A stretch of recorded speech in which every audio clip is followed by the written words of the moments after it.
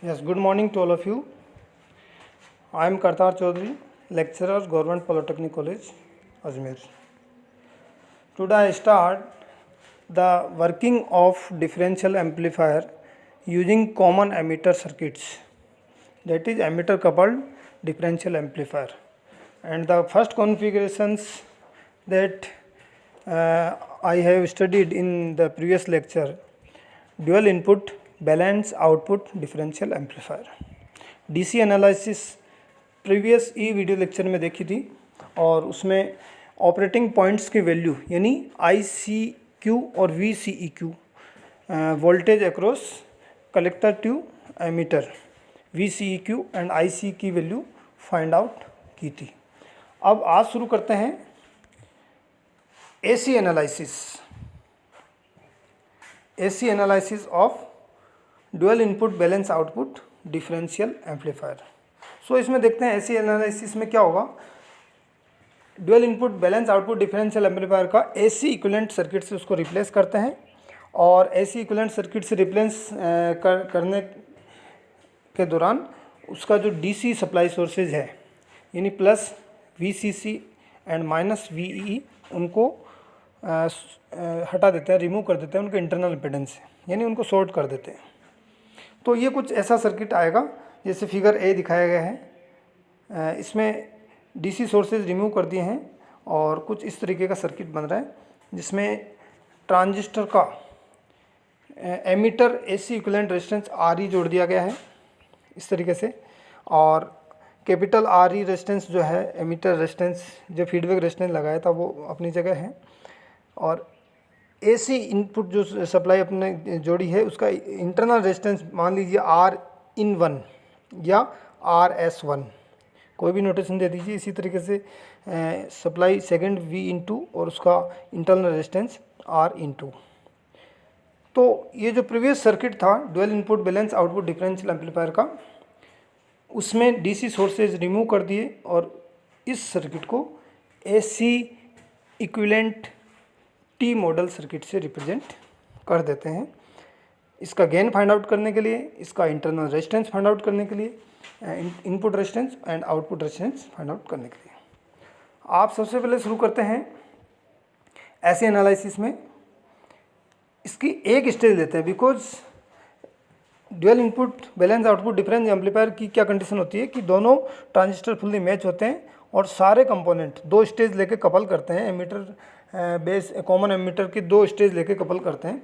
तो अपन मानते हैं कि R C equals to R C, यानी दोनों कलेक्टर रेजिस्टेंस सेम है, ठीक है, और एमीटर को कपल कर दिया, एक कॉमन रेजिस्टेंस आर ई रख दिया और दोनों स्टेज फुल्ली मैच्ड है। और अगर फुल्ली मैच्ड है तो किसी एक स्टेज को लेके भी एनालिसिस की जा सकती है। तो एक स्टेज यहाँ दिखाया गया, ये देखिए, इसमें input sources V in one और उसका internal resistance R in one और एमिटर रेजिस्टेंस आर ई और कलेक्टर करंट जो यहाँ पे फिक्स है, जब तक कोई सर्किटरी चेंज नहीं होती है, collector current I C equals to beta I B one, यानी beta is the current gain और I B one is the input current. तो इसको इस तरीके से शो किया जा सकता है डिपेंडेंट करंट सोर्स से। इस स्टेज को देखते हुए दोनों स्टेज को कुछ इस तरीके से अरेंज किया जा सकता है जैसे फिगर ए में दिखाया गया है एसी इक्विवेलेंट सर्किट, और इसको फर्दर इस तरीके से अरेंज किया जा सकता है। यहाँ पर साफ साफ दिख रहा है। दोनों सर्किट को कंपेयर कीजिए, फिगर ए को और फिगर बी को। फिगर ए और बी, फिगर बी को कंपेयर करने पे आप साफ साफ दिख रहा है कि आर ई जो कि मिडिल ब्रांच है, R in one and V in one, ये देखिए आर इंटू वी इंटू, और कलेक्टर जो ब्रांच है जो कलेक्टर से ग्राउंड की, वो इस तरीके से अरेंज कर सकते हैं, यानी इसका एसी इक्विवेलेंट टी मॉडल से रिप्रेजेंटेशन किया जा सकता है।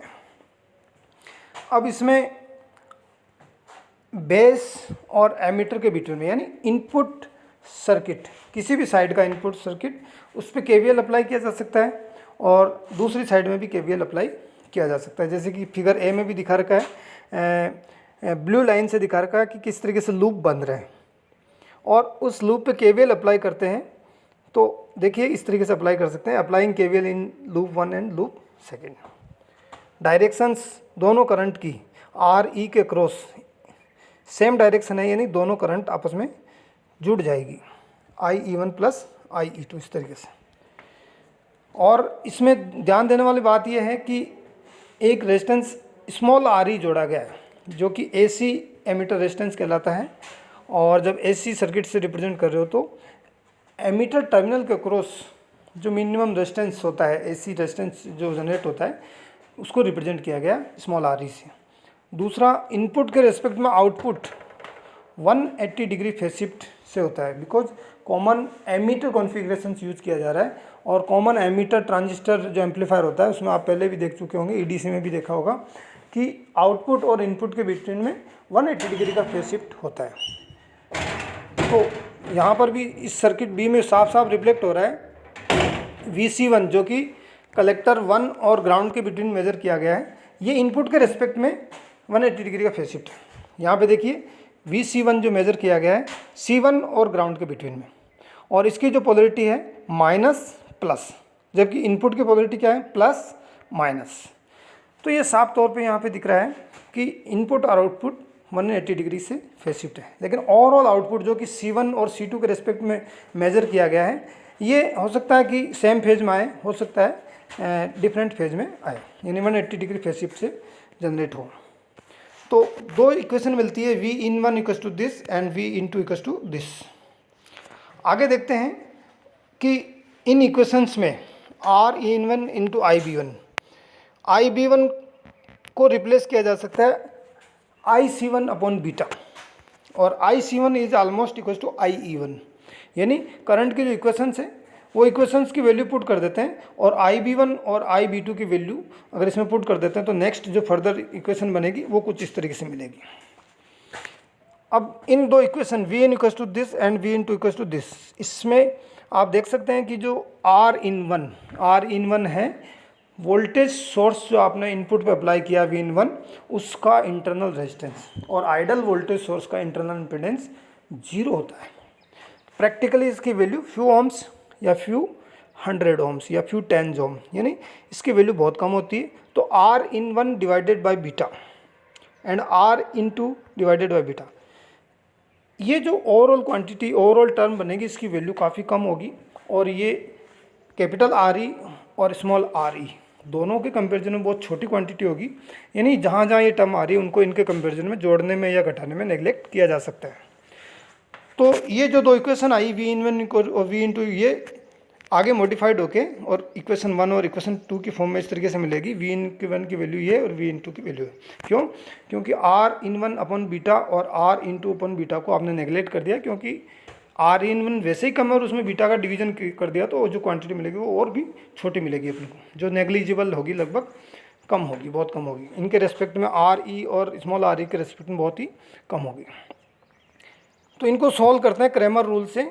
क्रैमर रूल अगर आप लोगों को नहीं आता है तो अपने मैथ के नोट देख सकते हैं, या आप कोई मैथ की बुक रेफ़र कर सकते हैं जिसमें मैट्रिक्स चैप्टर है, उसमें मिलेगा ये। और अगर आप नेट से भी सर्च करेंगे तो क्रैमर रूल बहुत आसानी से आप समझ सकते हैं। यानी दो इक्वेशन गिवन है, उसको मैट्रिक्स फॉर्म में अरेंज करना, डेल फाइंड आउट करना, डेल 1 डेल 2 फाइंड आउट करना, और फिर उनका ratio del 1 upon del that is the value of IE1 और del 2 upon del that is the ratio is the value of IE2। तो Cramer rule आप use कर सकते हैं इन इक्वेशन फर्स्ट और इक्वेशन सेकंड को सोल्व करने के लिए, और क्रैमर रूल से सोल्व करोगे तो वैल्यू मिलेगी जैसा कि रिफ्लेक्ट है इक्वेशन 3 एंड इक्वेशन 4 में। तो यहाँ पे दो वैल्यू मिल गई। अब वापस सर्किट पे चलते हैं। आउटपुट कहाँ से मेज़र कर रहे हो आप इस फिगर बी को देख सकते हैं। आउटपुट मेज़र कर रहे हो आप कलेक्टर फर्स्ट और कलेक्टर सेकंड के बिटवीन में, यानी बैलेंस आउटपुट है, तो दोनों कलेक्टर के बीच में आप वोल्टेज मेज़र कर रहे हो।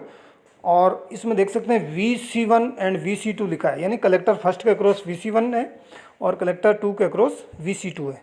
और किसी भी पॉइंट के अक्रॉस वोल्टेज क्या होता है मैं बताता हूँ। सर्किट का कॉन्सेप्ट है कि जिस पॉइंट से अक्रॉस वोल्टेज मेजर कर रहे हो वहाँ से लेके ग्राउंड का जो पाथ है उसके अक्रॉस कितना ड्रॉप आ रहा है, वो टोटल इक्विवेलेंट एल्जेब्रिक सम जो होगा वो उस पॉइंट के अक्रॉस वोल्टेज होगा। यानी VC2 होगा VC2 से ग्राउंड तक का वोल्टेज, उनका एल्जेब्रिक सम, और VC1 होगा C1 और ग्राउंड के बिटवीन में कितना वोल्टेज ड्रॉप या वोल्टेज सोर्स लगे, उनका एल्जेब्रिक सम। तो यहाँ पे देखते हैं अपन जो टोटल वोल्टेज होगा Vc2/Vc1, मोबाइल व्यू ले लेते हैं इसका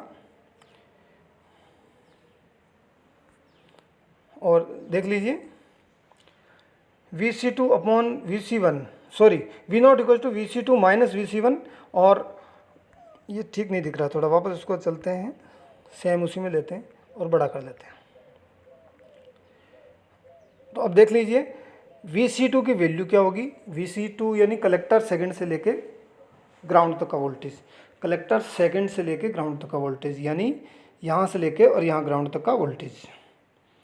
और इसमें ये जो वोल्टेज होगा ये होगा RC का क्रॉस वोल्टेज ड्रॉप, यानी IC2 इंटू RC, और पोलरिटी होगी माइनस की। तो वापस चलते हैं अपनी इक्वेशंस पे, और सेम इसी तरीके से Vc1 की वैल्यू भी मिल जाएगी। तो इस सर्किट B से आप कैलकुलेट कर सकते हैं कि आउटपुट क्या होगा Vc2 माइनस V1, और ये इनकी वैल्यूज हैं RC IC2 minus RC2 IC1।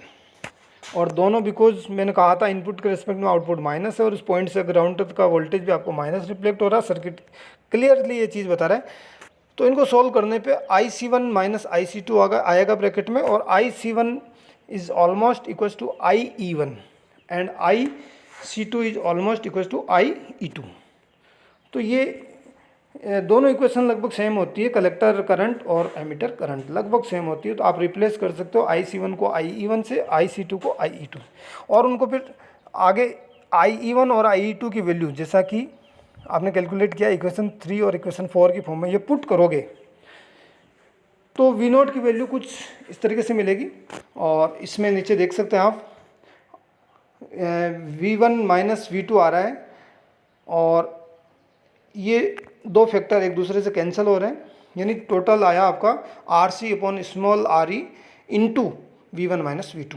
यहाँ पे V1 माइनस V2 को VID भी लिख सकते हो, differential input voltage, differential input voltage VID, जिसकी वैल्यू होगी V1 माइनस V2। तो ये आपको वोल्टेज आउटपुट वोल्टेज की इक्वेशन मिली है। और because you know that gain is equal to output voltage divided by input voltage, voltage gain AD यानी डिफरेंशियल गेन भी कहते हैं, इसकी वैल्यू होगी V0/VID। और V0/VID करोगे इस इक्वेशन से तो आपको मिलेगा कैपिटल RC/स्मॉल re। और इस गेन इक्वेशन से क्लियर हो रहा है कि RE पे गेन डिपेंड नहीं कर रहा है, एमीटर रेजिस्टेंस पे गेन डिपेंड नहीं कर रहा है। हाँ, RE पे DC करंट जो है वो डिपेंड कर रही थी, पिछले लेक्चर में देखा था RE पे DC करंट है वो डिपेंड कर रही थी, यानी IC डिपेंड कर रही थी, लेकिन गेन डिपेंड नहीं कर रहा है। ये गेन RC पे डिपेंड कर रहा है। तो RC को सेट करते हुए गेन को डिज़ायर्ड वैल्यू पे सेट किया जा सकता है। और इसी तरीके से एक और पॉइंट ध्यान रखने वाली बात है कि जो ये जो इक्वेशन आई है ये कॉमन एमीटर एम्पलीफायर के जैसे ही है, यानी कॉमेटर एम्पलीफायर का आप यूज इसमें कर रहे हो, ये रिफ्लेक्ट हो रहा है। और जो गेन है या जो आउटपुट वोल्टेज है वो दोनों इनपुट का डिफरेंस होके और फिर एम्पलीफाई हो रहा है। एम्पलीफाई का मीनिंग AD से मल्टीप्लाई होके फिर आउटपुट आपको प्राप्त हो रहा है। That is this circuit is known as differential amplifier. इसमें एक अनदर टॉपिक है differential input resistance. Circuit B में देखिए आप, या फिर इनिशियल सर्किट जहाँ DC एनालिसिस की थी वो देखिए। इसमें इनपुट रेजिस्टेंस फाइंड आउट करने के लिए आपको इनपुट टर्मिनल के अक्रॉस देखना होगा।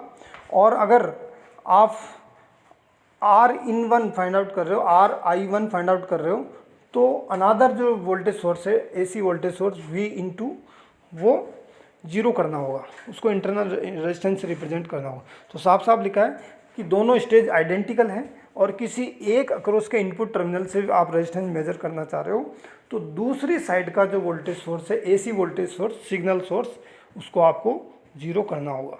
तो यहाँ पे RI1 input resistance across stage first, अगर ये मेजर कर रहे हो तो V इंटू को आपको जीरो करना है, यानी यहाँ पे V इंटू जीरो हो गया।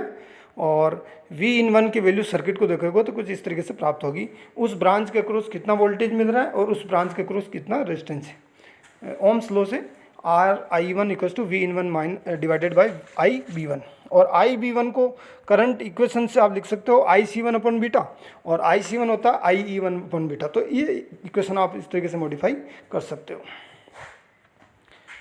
अब यहाँ पे IE1 आ रहा है, IE1 की वैल्यू आप पहले फाइंड आउट कर चुके हो इक्वेशन 3 में, और अगर वो इसमें पुट कर दोगे और यहाँ पे कॉम्बिनेशन बन रहा है a square minus B square, तो a square minus B square का मतलब होता है a plus B a minus B, यानी सिंपली एल्जेब्रिकली इस इक्वेशन को सोल्व करोगे आप, और सोल्व करने पे आपको मिलेगा r इक्वस टू दिस, और r इक्वस टू दिस में अगर आप मानते हो कि एमीटर जो रेजिस्टेंस है कैपिटल आर ई वो very very greater than small R E, AC equivalent emitter resistance से ज़्यादा है अगर फिजिकल जो एमीटर रेजिस्टेंस लगाया हुआ है, तो अगर ये बहुत ज़्यादा है तो आप उसको नेगलेक्ट कर सकते हो, उसमें जोड़ने से कोई फ़र्क नहीं पड़ेगा।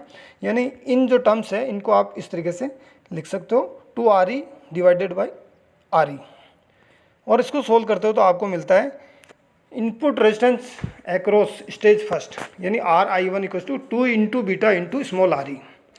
सिमिलरली दूसरी स्टेज के अक्रॉस मेजर करोगे तो पहले वाले का वोल्टेज सोर्स जीरो कर लोगे, यानी V-in1 को जीरो कर दोगे, उसको शॉर्ट कर दोगे, और वो भी मेजर करोगे तो सेम वैल्यू आएगी RI2 equal to 2 beta into RE, that is input resistance of differential amplifier.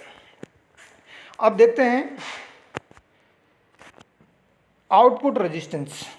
Output resistance भी सेम है, इफेक्टिव रेजिस्टेंस मेजर्ड एट इधर output terminal with respect to ground, किसी भी इन आउटपुट टर्मिनल से ग्राउंड के बीच का जो इफेक्टिव रेजिस्टेंस होगा उसको आउटपुट रेजिस्टेंस कहेंगे। तो output resistance is measured between collector and the ground which is same as the collector resistance RC। आप देख सकते हैं सर्किट में आउटपुट से लेकर ग्राउंड तक का जो रेजिस्टेंस होगा, यानी बीच में एक RC आ रहा है, तो आउटपुट रेजिस्टेंस किसी भी स्टेज के अक्रॉस RC होगा, यानी RO1 equals to RO2 equals to RC, output resistance होगा वो RC होगा। Now these are the applications of differential amplifier. Differential amplifier is used as voltage comparator, voltage subtractor, used to amplify the input signals, and we can use it as a voltage follower। and main जो advantage है इसका वो है कि input noise को ये suppress करके output पे देता है। Similarly common mode rejection ratio, यानी सेम वही चीज़ जो भी बताइए कि अगर सेम सिग्नल दोनों इनपुट पे अप्लाई होता है किसी वजह से, तो वो सिग्नल एक दूसरे से सब्ट्रैक्ट हो जाता है, यानी नॉइज का इनपुट पे अप्लाई होना और फिर एम्पलीफिकेशन हो जाना, ये जो ड्रॉबैक्स हुआ करते थे दूसरे एम्पलीफायर्स में, ये फैक्ट्स इसमें रिमूव कर दिए जाते हैं। ये इसका एडवांटेज है कि नॉइज को ये सप्रेस करके और फिर सिग्नल को एम्पलीफाई करता है।